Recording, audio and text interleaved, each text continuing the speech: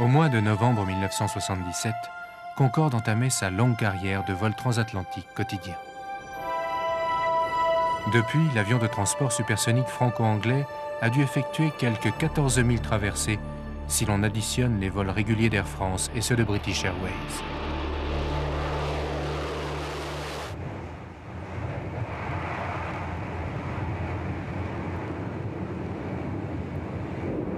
Une routine qui s'est poursuivie régulièrement, sans un seul accident, avec une flotte réduite d'une douzaine d'avions partagés entre les deux compagnies. Performance remarquable pour un avion qui a non seulement été très contesté, mais dû surmonter une quantité extraordinaire de difficultés dans tous les domaines. Voici votre café, monsieur.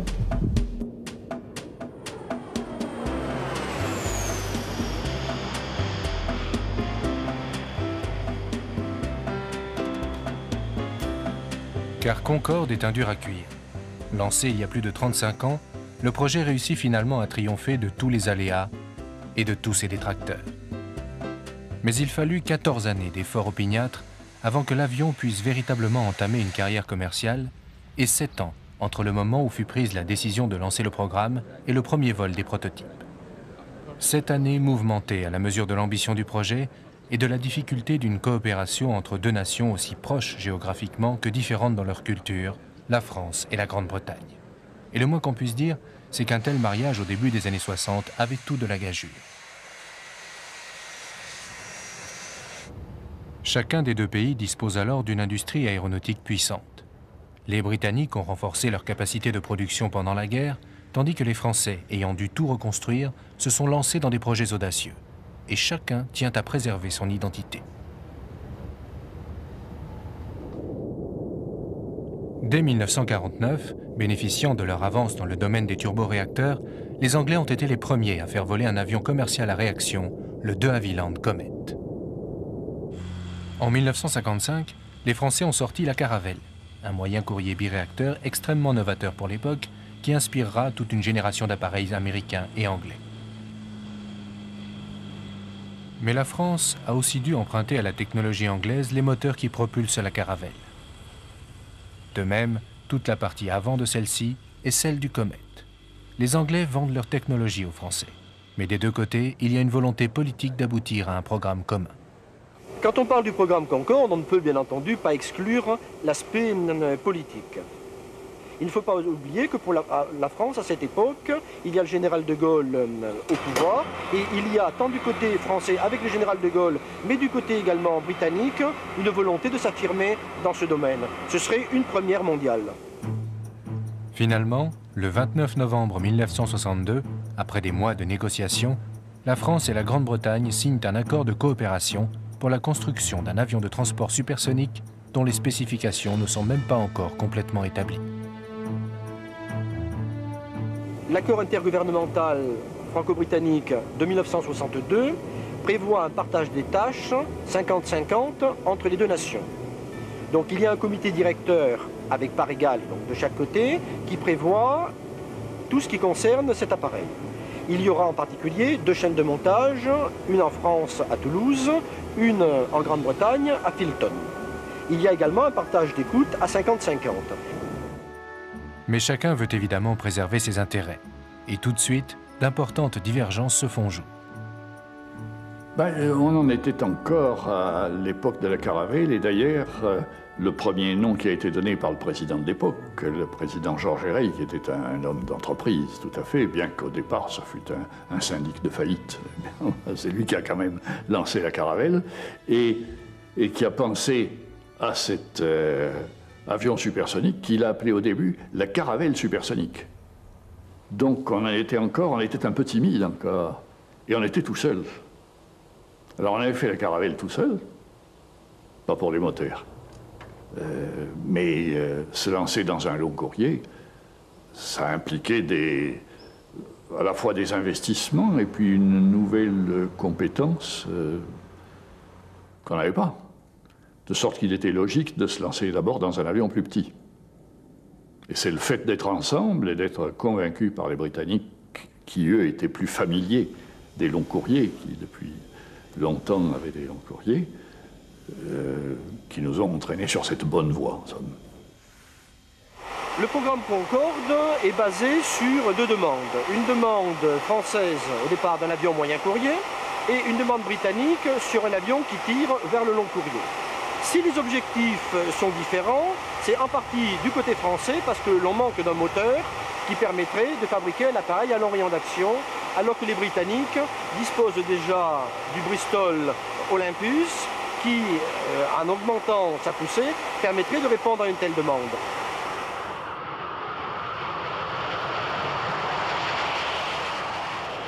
S'ils n'ont pas les moteurs, les Français disposent en revanche d'une légère avance dans le domaine de l'aérodynamique à Mach 2 avec leur bombardier Mirage 4. Il faudra 1 an pour qu'ils finissent par admettre le point de vue anglais. Mais les Britanniques font eux aussi une concession. Au début des années 60, la Grande-Bretagne demande à rentrer dans le marché commun.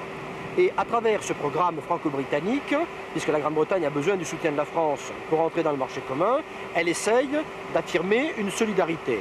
Et cela se traduit en particulier par la fixation du nom, parce qu'on ne sait pas exactement quel nom donner à cet appareil. Les Français proposent Concorde, il y a un E à la fin, les Anglais accepteraient bien Concorde, mais en anglais, il n'y a pas de E à la fin. Et puis finalement, les Anglais, fair play, acceptent que Concorde s'écrive également en anglais avec un E, et disent-ils avec un E comme Europe. Mais une force plus puissante encore va unir les deux pays, la concurrence. À la fin des années 50, les constructeurs aéronautiques américains, surtout Boeing et Douglas, dominent le marché des avions civils. Ils s'imposent à toutes les compagnies aériennes du monde, y compris françaises et britanniques. Il faut donc réagir, et c'est là la raison essentielle du lancement du programme Concorde. Le projet Concorde était organisé de telle sorte que le bureau d'études français était responsable des caractéristiques de vol et donc de la voilure, alors que de notre côté, nous étions chargés de la propulsion. Et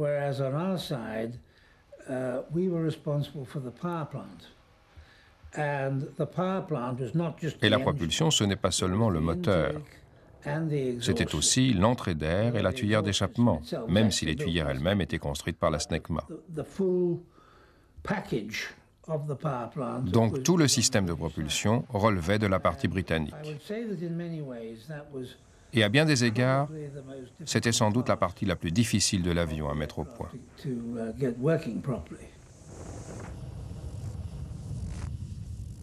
Enfin, c'est vrai que cette coopération avec les Britanniques a été surtout fatigante, je dirais, parce que l'accord intergouvernemental, le traité intergouvernemental dans Sans Concorde, était fait autour d'un tapis vert, et en ne voyant pas la réalité industrielle et la manière dont ça allait fonctionner.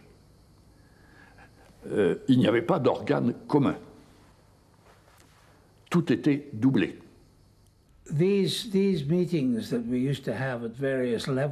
Ces réunions que nous avions à différents niveaux duraient extrêmement longtemps et étaient souvent très frustrantes.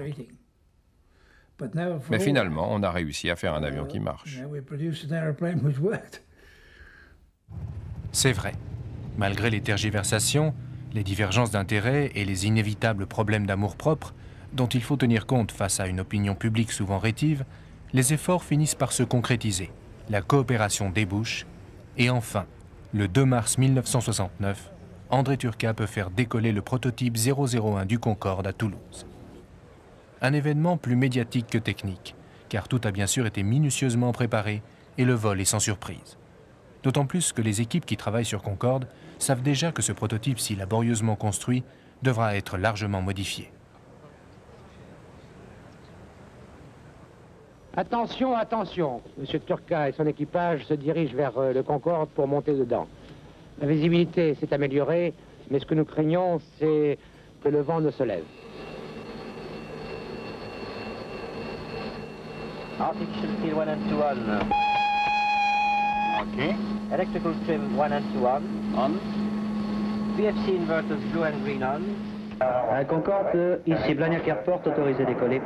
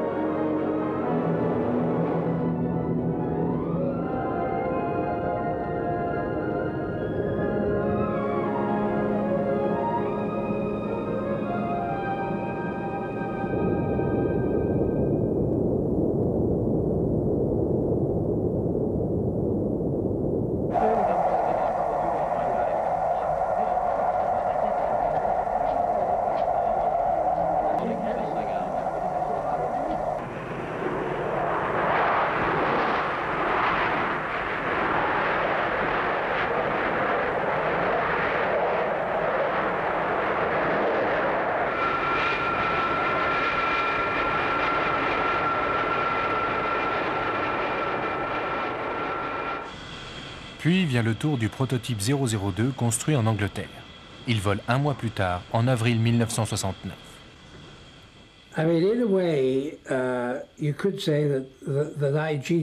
D'une certaine façon, on peut dire que j'ai triché, parce qu'André Turca m'a laissé les commandes du 001 lors du 5e vol. Donc, quand j'ai fait voler le 002 ici, j'avais déjà fait un vol en Concorde. Mais notre premier décollage de Bristol vers le centre d'essai de Fairford, où nous étions basés, a été un peu frustrant, parce que nous avions une panne récurrente du badin côté pilote. Nous avons fait un premier roulage et il fonctionnait. Nous avons donc continué et nous avons décollé pour la première fois. Et aux gens nombreux qui me demandent quel effet cela vous a-t-il fait, je réponds, eh bien pour être honnête, j'avais un peu la gorge sèche.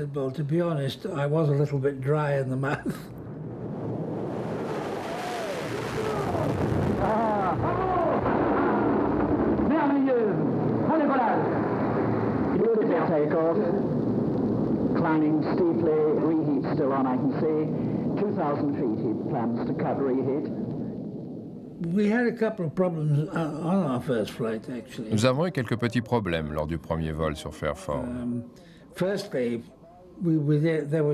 D'abord, nous avons évité de peu une collision en vol avec un petit avion.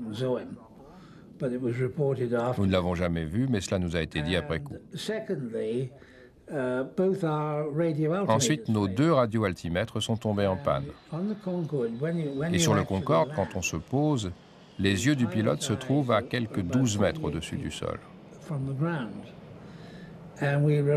Nous avons donc été presque entièrement tributaires des indications du copilote durant toute la dernière partie de l'approche et lors de l'atterrissage.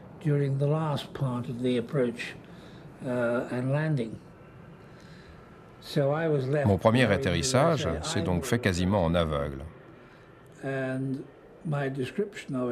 Et on a touché environ une demi-seconde avant ce que j'avais prévu, ce qui, après tout, n'était pas si mal. Donc, Concorde vole. Mais pour en arriver là, il a fallu un immense travail de recherche, dans lequel les équipes françaises et anglaises ont investi et mis en commun tout leur savoir-faire. Car construire un supersonique civil efficace et fiable, capable de voler plusieurs heures à Mach 2, posait de redoutables problèmes techniques qu'il a bien fallu résoudre. L'appareil n'aurait jamais vu le jour si, au cours de la décennie précédente, l'industrie aéronautique n'avait pas défriché le terrain, parfois au prix d'énormes risques. Le risque, il faut dire que dans les essais, il y a eu dans les années 50, de 1950 à 1960, où on faisait beaucoup de recherches, ce qui était une très bonne chose et sur quoi on repose peut-être encore aujourd'hui. Il y a eu beaucoup d'accidents, parce qu'il sortait beaucoup de prototypes, qu'on n'avait pas les moyens de prévision, de calcul qu'on a aujourd'hui, de sorte qu'il y a eu beaucoup d'accidents. Il a fallu que nous ayons des femmes en acier chromé pour croire que leur homme, à elle, il tiendrait le coup, que ce ne serait pas à lui que ça arriverait. Mais enfin, ça a été une période douloureuse aussi dans les essais. Perdu beaucoup de camarades qui auraient pu être aussi efficaces que nous-mêmes dans les essais et avoir des bons résultats. Bien, c'est quand même comme ça que l'aéronautique française a redémarré. Et en prenant de bons choix, souvent, dans le domaine de la réaction, il y a eu des mauvais choix, puis il y a eu des bons choix. Et notamment le bon choix, ça a été celui de l'aile delta mince et très élancée. Vous voyez, les Anglais qui étaient partis avant nous là-dessus ont fait des ailes delta qui les ont amenés finalement à faire leur série de bombardiers subsoniques, les Vulcan en particulier. Mais c'était des ailes épaisses et à 45 degrés de flèche vers l'arrière. Et dès le départ, en France, avec la pointe de l'ONERA, l'Office national d'études et de recherche aéronautique, on a fait le bon pari, je crois, qui était celui des ailes beaucoup plus minces. Et puis avec une flèche très prononcée. Alors c'est comme ça qu'a été fait le Gerfaut, le Griffon pour nous, les Mirages chez Dassault, et ça a continué assez longtemps. Et puis le jour où il a fallu arriver à l'efficacité de l'avion de transport civil, alors à ce moment-là, on en est arrivé à dessiner des ailes beaucoup plus évoluées comme celle de Concorde, qui a à la fois dans sa forme en plan, qui est un peu Renaissance, enfin d'un gothique avancé, et puis sa forme aussi, sa cambrure, la forme des bouts d'ailes, tout ça qui est extrêmement étudié. Et si vous regardez le détail de la voilure, vous remarquerez comme la courbure change constamment sur toute la longueur de l'aile. C'est très sophistiqué.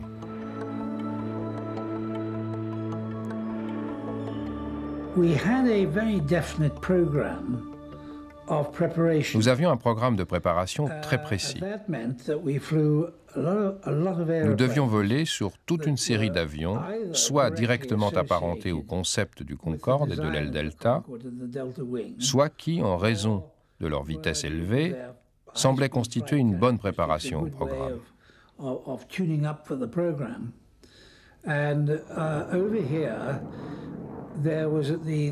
Or, nous disposions ici du Fairey Delta, l'avion qui justement avait battu le record du monde de vitesse piloté par Peter Twiss. Il avait été modifié et muni d'ailes de Concorde miniatures et ne s'appelait plus FD2, mais BAC 221. Nous avons donc tous piloté cet avion pour nous préparer. Et puis nous avions aussi un petit appareil expérimental, le Handley Page 115, sur lequel nous avons aussi pu nous entraîner.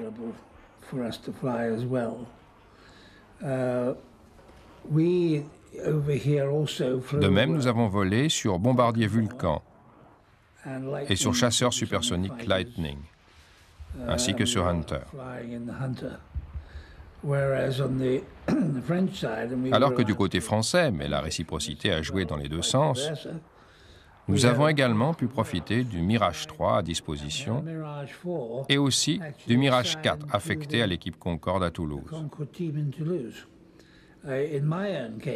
Pour ma part, j'ai eu aussi la grande chance de pouvoir voler 10 heures sur un bombardier supersonique B-58 en Amérique, à la base d'Edwards, une expérience des plus extraordinaires. Which proved a very exhilarating experience. Avec leur B-58 Hustler, les Américains ont en effet une expérience opérationnelle du vol à Mach 2, mais sur des durées réduites. L'avion ne peut croiser en permanence à cette vitesse, alors que pour Concorde, c'est une condition sine qua non. Il faut donc inventer. Il lui reste que le supersonique est fondamentalement différent du subsonique parce que, en somme, si l'on peut dire un peu trivialement, les molécules d'air ne sont pas prévenues de l'arrivée de l'avion. Donc tout l'écoulement de l'air autour de la voilure est changé. Alors du moment qu'il change, il n'y a pas de raison que le centre de portance reste au même endroit, puisque toute la répartition de l'air est... Alors il se trouve que ce centre de portance de la voilure, en supersonique, recule. Donc l'avion a tendance à piquer de ce fait-là. Il faut compenser ça. Si on le compense par le braquage de gouverne, ce braquage de gouverne implique une traînée aérodynamique inacceptable. Alors à l'occasion de Concorde et aussi profitant de la longueur de son fuselage, on en a profité pour transférer en vol du carburant au moment de passer du subsonique au supersonique. On transfère quelques tonnes de pétrole vers un réservoir tout à fait dans la queue.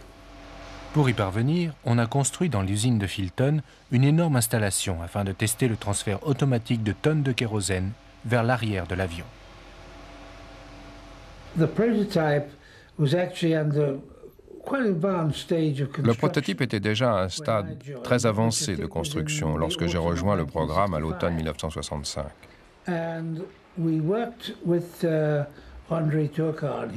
Et nous avons beaucoup travaillé avec André Turca et son équipe sur la planche de bord et sur tous les systèmes de l'avion,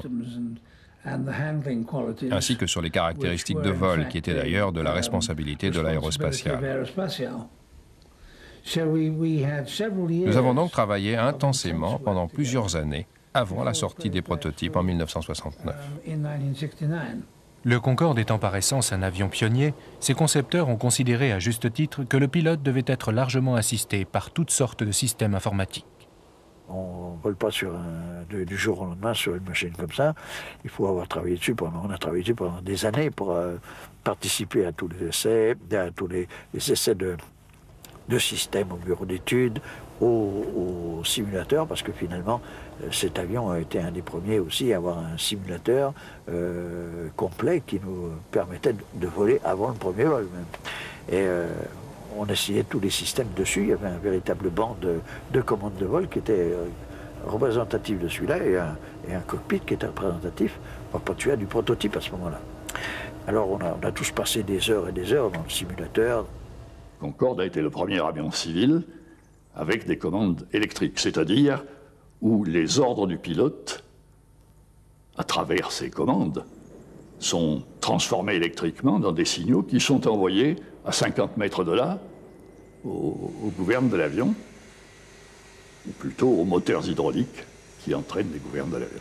Ces commandes de vol électriques, vu la technologie du moment, étaient encore analogiques, contrairement aux derniers, maintenant qui sont sur les derniers Airbus, par exemple, les calculateurs sont digitaux, numériques. Alors, effectivement, c'était une petite révolution quand même, parce que les gens n'avaient pas tellement confiance dans l'électronique. L'électronique, jusqu'ici, c'est plutôt un truc qui tombe en panne, qui est fragile, alors qu'on sait maintenant que c'est l'inverse. Vous avez un calculateur sur un moteur de voiture, moi j'en ai une, et on peut se taper, c'est jamais lui qui est en panne quasiment, c'est toujours autre chose. C'est plutôt la partie mécanique qui serait plutôt fragile, mais il faut bien avouer qu'il faut se remettre au moment où cet avion non seulement a volé, parce qu'il a volé en 69, mais pour voler en 69, il a fallu le concevoir au moins 5 ou 6 ans avant, ou 7 ans.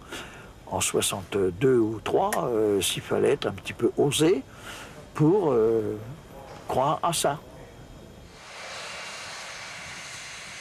En dehors des caractéristiques aérodynamiques et des commandes de vol, la partie la plus importante du développement est le moteur, dont la mise au point va s'avérer particulièrement délicate.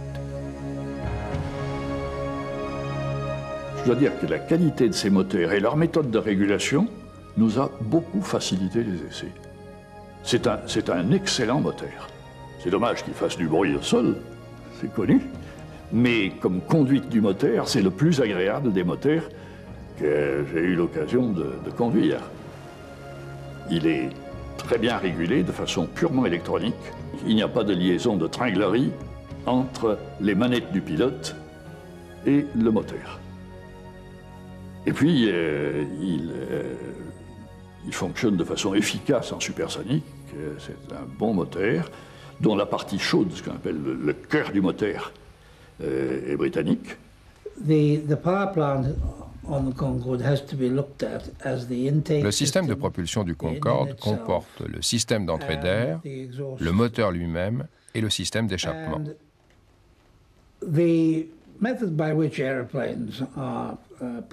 Ce type d'avion est propulsé par ce qu'on appelle la poussée. Or, l'un des aspects intéressants d'un avion comme le Concorde, c'est qu'à basse vitesse, au décollage par exemple, pratiquement toute la poussée est fournie par le moteur, ce qui paraît logique. En revanche, lorsqu'on atteint les vitesses de croisière à haute altitude, le rendement des entrées d'air et des tuyères d'échappement dans une moindre mesure contribue de manière essentielle à la poussée totale.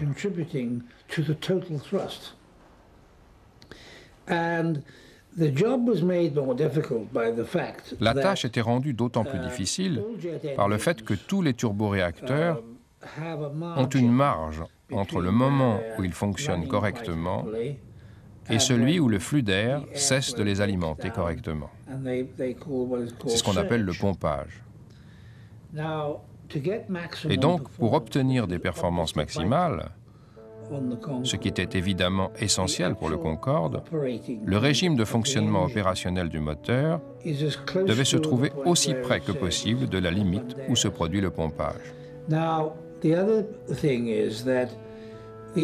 L'autre problème est que l'air entrant dans le moteur doit arriver à vitesse subsonique, quelle que soit la vitesse de l'avion, car sinon le moteur ne peut y résister. On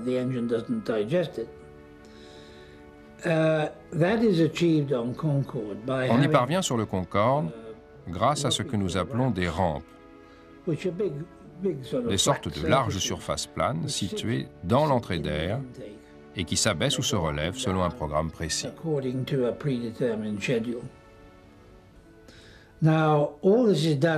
Tout ceci se fait bien sûr automatiquement, grâce à des ordinateurs. Et il a fallu beaucoup de travail pour parvenir à obtenir une marge suffisante entre le régime moteur de croisière et le pompage. D'ailleurs, lors des premiers vols du prototype, nous avons eu quelques problèmes graves de pompage moteur. Il y a eu de nombreux réglages à faire. C'est une grosse entreprise. Les entrées d'air, c'était le point probablement le plus difficile à régler de l'avion, puisque n'admettent les turbomoteurs que de l'air ralenti, subsonique. C'est très heureux d'ailleurs, parce que quand on ralentit l'air, pour le principe de conservation d'énergie, il augmente en pression. On transforme au fond son énergie de mouvement, son énergie cinétique, en pression. Et cette pression, dans l'entrée d'air, on l'utilise astucieusement pour qu'elle serve à tirer l'avion. À telle enseigne que lorsqu'on est en croisière à Mach 2, près de la moitié de la traction du moteur est dans l'entrée d'air, avant la partie tournante. Alors, c'est pas pour autant qu'on pourrait supprimer le turbo-réacteur derrière, parce qu'il faut quelqu'un pour créer cette circulation d'air.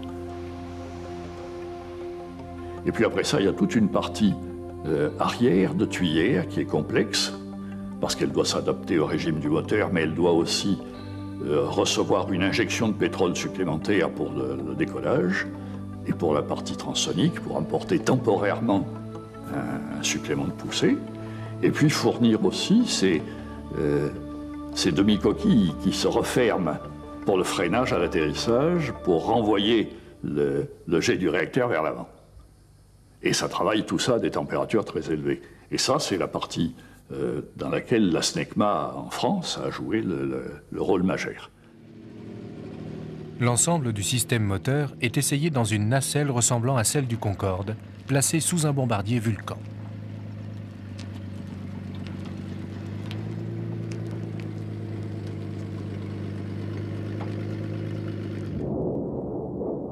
Dernier problème à régler, nouveau mais de taille, celui de la chaleur. Alors on a parlé de mur de la chaleur, c'est un terme qu'on a oublié maintenant, parce que du fait de la vitesse, on est soumis à des températures et à des flux de chaleur de plus en plus élevés, mais il n'y a pas une transition. Dès que vous commencez à bouger un pied, vous faites sans le savoir un tout petit peu de température, et ça augmente comme le carré de la vitesse. Les avions subsoniques ont déjà un échauffement par la vitesse, mais ils se promènent dans une atmosphère, dans une stratosphère qui est à moins 50, moins 60 de température, et leur vitesse les ramène vers zéro. Mais en volant 2 fois plus vite, plus de 2 fois plus vite, on a un échauffement qui n'est plus de ces 60 degrés, qui est de 180 ou 200 degrés. Alors ces 180 ou 200 degrés, d'abord on peut enlever les mêmes moins 60 de la température extérieure, et bien il reste à 120 degrés. En gros, on peut dire que la peau de l'avion est à 100 degrés. Les États-Unis ont déjà été confrontés à ce problème lors de la mise au point du bombardier supersonique North American XB-70, sorti en septembre 1964, capable de croiser à Mach 3 et que l'on voit ici lors de son premier vol.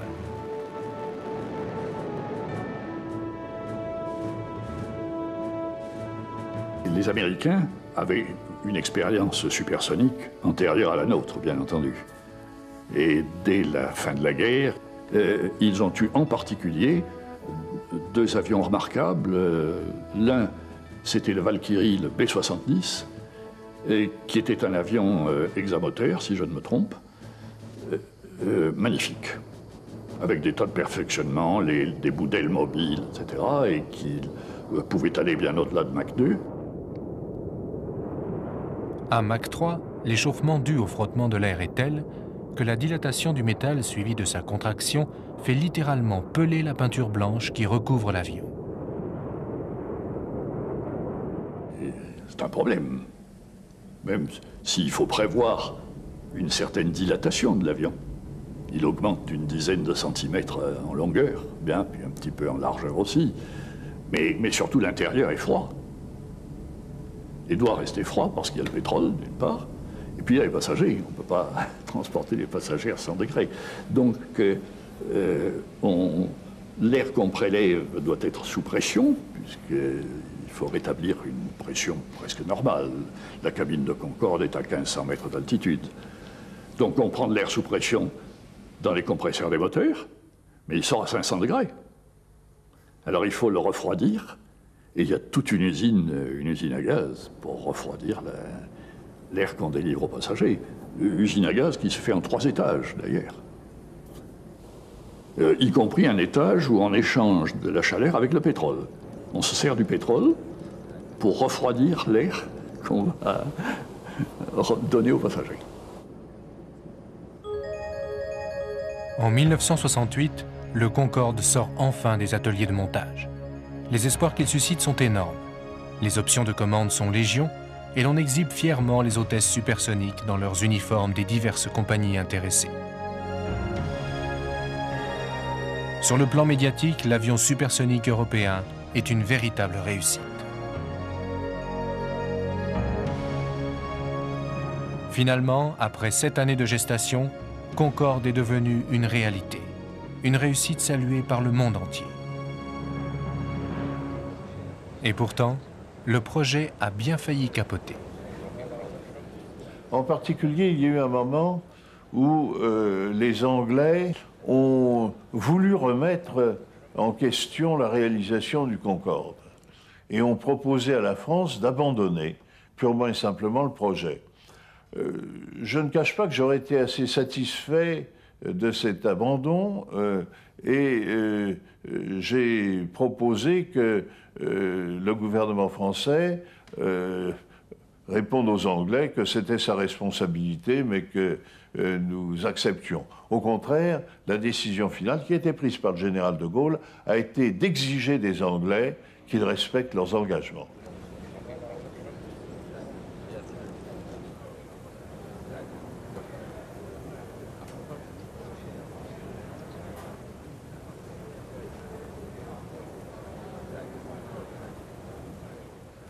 Quand au milieu des années 60, le gouvernement britannique a voulu annuler le programme Concorde, et devant l'opposition française, le gouvernement britannique a envisagé une autre solution, en particulier pour les besoins de la Royal Air Force, de transformer cet appareil en bombardier stratégique.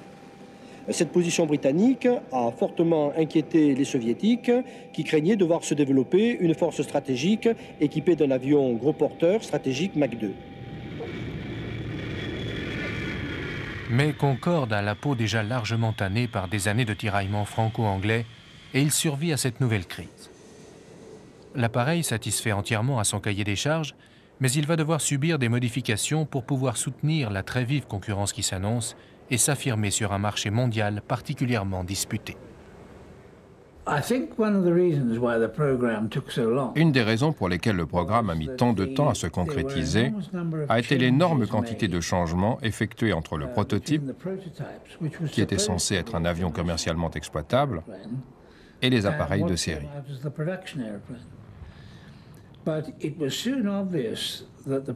Mais on s'était très vite rendu compte que tel que, le prototype n'était pas commercialement viable.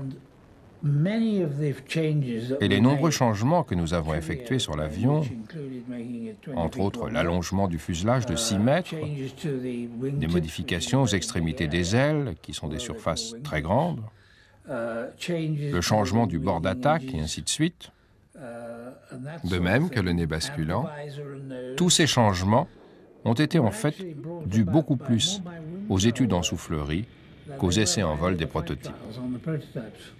Et ils avaient déjà été déterminés bien avant que nous fassions le premier vol. Par contre, au stade de la production industrielle, on peut dire simplement pour résumer que nous étions chargés des parties avant et arrière et les Français de tout ce qui était au milieu. Mais derrière cette apparente simplicité, la fabrication industrielle du Concorde nécessite une organisation très complexe. Et pour chaque avion, un va-et-vient d'un site de production à l'autre. L'installation de 2 chaînes de montage scelle certes la coopération industrielle, mais n'est pas un exemple d'efficacité financière.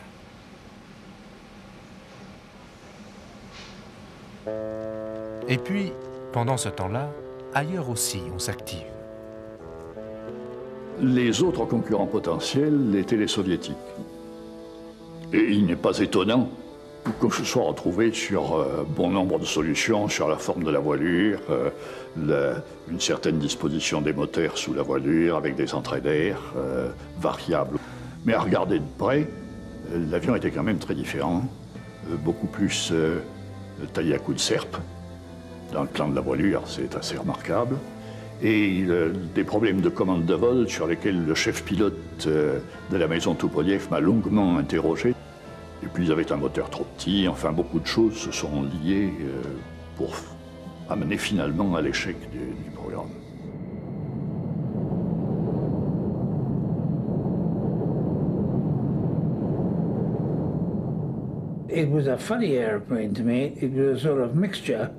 C'était un avion très curieux, un mélange entre ce que j'appellerais un bombardier de la Deuxième Guerre mondiale et un avion de ligne moderne. Mais ce qui m'a surtout intrigué, c'est la différence entre le prototype que j'ai découvert à Hanovre et l'appareil de série que j'ai vu à Paris. Les changements qui avaient été faits entre le prototype et l'avion de série étaient très importants. Si les soviétiques ont gagné d'extrême justesse le premier vol, il en sera différemment en ce qui concerne la mise en service. Comme l'on sait, rencontrera de graves problèmes de mise au point et il y aura même des accidents extrêmement graves avec le Tupolev, dont un s'écrasera lors du salon du Bourget. C'est le 3 juin 1973 que le Tupolev 144 s'écrase sur Goussainville, faisant 13 morts et 28 blessés.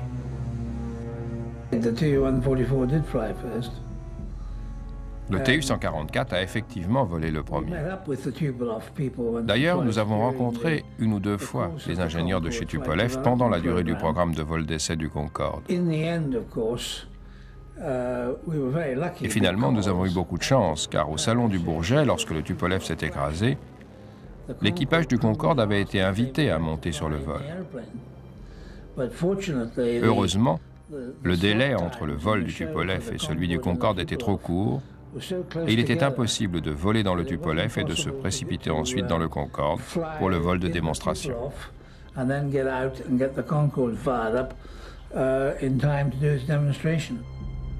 Après ce terrible accident, la carrière du Tupolev 144 est gravement compromise. Les Russes ont certes réussi à construire un avion supersonique civil, mais sa technologie est loin d'égaler celle du Concorde. En revanche, côté américain, on prépare un avion de transport supersonique, le SST, beaucoup plus gros et ambitieux que le Concorde. Alors cette connaissance approfondie du supersonique qu'avaient les Américains les a entraînés, bien sûr, à prévoir eux aussi un transport civil supersonique. Et c'est comme ça qu'ils ont lancé le programme dit SST, Supersonic Transport, avec lequel nous nous trouvions en concurrence. Concurrence à laquelle les Américains n'ont pas cru longtemps. Et quand j'ai discuté avec le président de l'organisme américain, la FAA, la Federal Aviation Agency, il m'a dit « Mais vous allez réellement faire un avion de transport supersonique ?» Il n'y croyait pas. Bien. Enfin, en tout cas, ils se sont lancés. Et ils se sont lancés avec audace sur des programmes très audacieux et en concurrence entre plusieurs firmes. Et la firme qui a eu le plus d'audace, ça a été la firme Boeing. Parce qu'ils sont partis sur un avion largement en titane, alors que la métallurgie du titane est difficile, pour pouvoir aller plus vite, au-delà de Mach 2, et dépasser les problèmes d'échauffement que nous signalions, et d'autre part, pour avoir un avion idéal à la fois en supersonique et en subsonique, sur cet avion à flèche variable. Et sur un avion de transport, avec tout ce qui doit passer, le pétrole, les commandes de vol, tout ce qu'on peut imaginer, c'était excessif et ils ont dû y renoncer.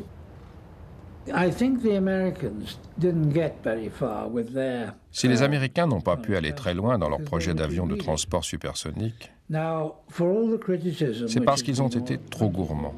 Car par-delà toutes les critiques qu'on lui a faites au fil des années, techniquement, le Concorde a pleinement rempli son contrat. Et nous pensions d'ailleurs, tous, qu'on était allé aussi loin que possible compte tenu de la nécessité de garantir le bon fonctionnement de l'avion. Maintenant, en ce qui concerne le SST américain et la façon dont il a finalement évolué, à savoir le projet Boeing qui ressemblait plus à la proposition initiale de Lockheed, on peut dire qu'il ne valait pas un clou. C'était le plus gros avion jamais imaginé, il avait la longueur d'un terrain de football, presque 30 mètres de plus que le Concorde, il était énorme. Et bien que les Américains n'aient jamais voulu l'admettre, le vrai problème en fait, c'est qu'ils n'auraient jamais pu voler sans escale de Paris à New York.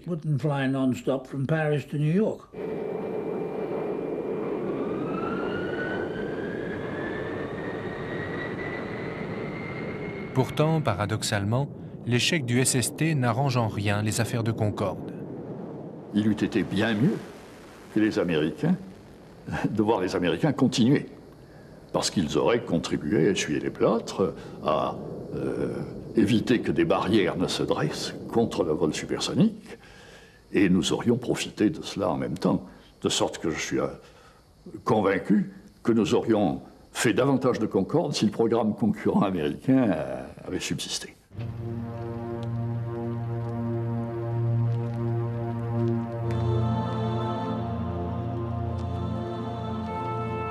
Mais c'est l'arrivée d'un nouvel avion, en même temps que le Concorde, qui va s'avérer la menace la plus grave. Il faut dire aussi que le Boeing 747 américain a fait son premier vol et que cette nouvelle génération d'appareils gros porteurs apparaît attrayante pour les compagnies aériennes à qui il permet de baisser les coûts de passagers-kilomètres. Le Jumbo Jet va révolutionner les transports aériens en attaquant le marché en quelque sorte par l'autre bout. Fini les vols rapides pour quelques privilégiés, place au transport de masse à bon marché.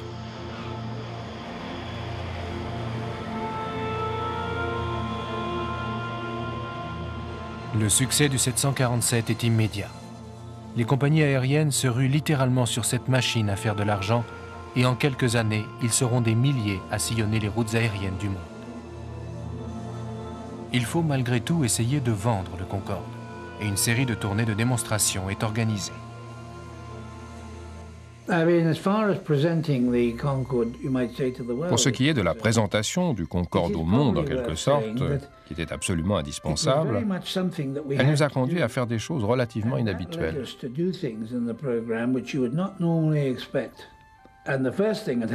C'est ainsi que les deux prototypes ont effectué de multiples tournées à l'étranger.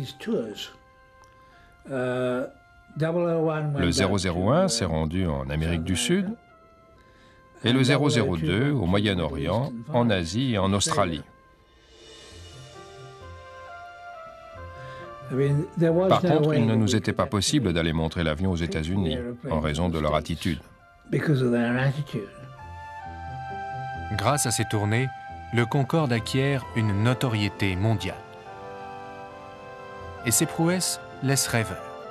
Quand, par exemple, on est allé pour la première fois en Amérique du Sud avec le prototype, on est parti de Toulouse vers 5 h du matin et on a traversé la péninsule ibérique en subsonique, bien sûr. Quand on est arrivé à Gibraltar, on est passé en supersonique et le soleil qu'on avait vu se lever à l'est, donc sur notre gauche, sur le Maroc, il s'est recouché parce qu'on est allé plus vite que lui, il s'est relevé après. Ce sont quand même des souvenirs assez extraordinaires, non? Même le président Pompidou se mobilise pour promouvoir l'avion lors de sa rencontre des Açores avec le président Nixon.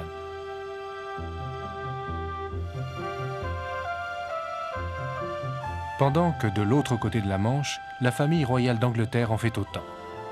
Mais il est déjà trop tard.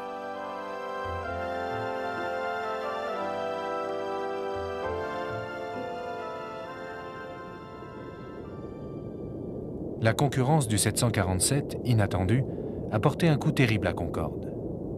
Et l'année 1973 va lui être fatale.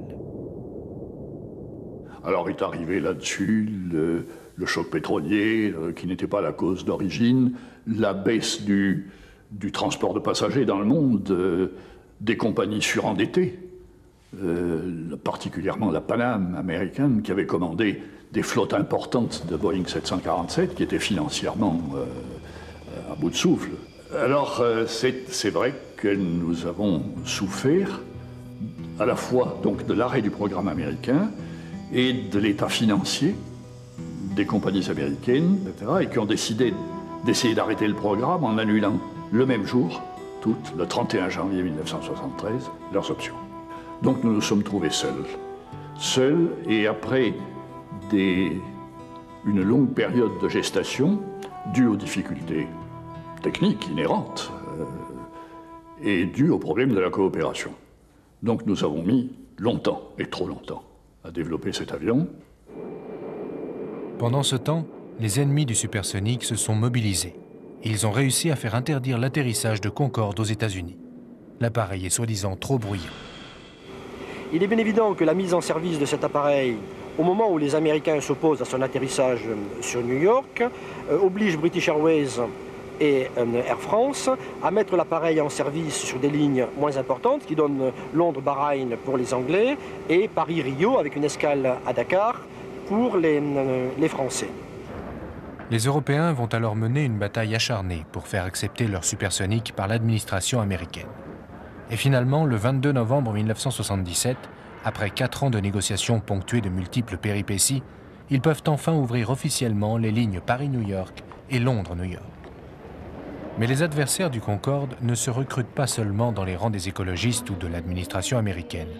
En Europe aussi, il a ses détracteurs, et non des moindres. J'ai toujours été assez réservé en ce qui concerne le programme Concorde, ce qui me mettait quelquefois en difficulté avec mes collègues du gouvernement et même le général de Gaulle qui tenait beaucoup à la réalisation de ce Concorde. Mais surtout, je pensais que la mise en service du Concorde se heurterait à de très graves difficultés, à la fois touchant à l'environnement, à cause des problèmes des vols supersoniques, des bangs supersoniques, dont on parlait beaucoup à l'époque, et qui se soulevaient de fortes oppositions, en particulier aux États-Unis.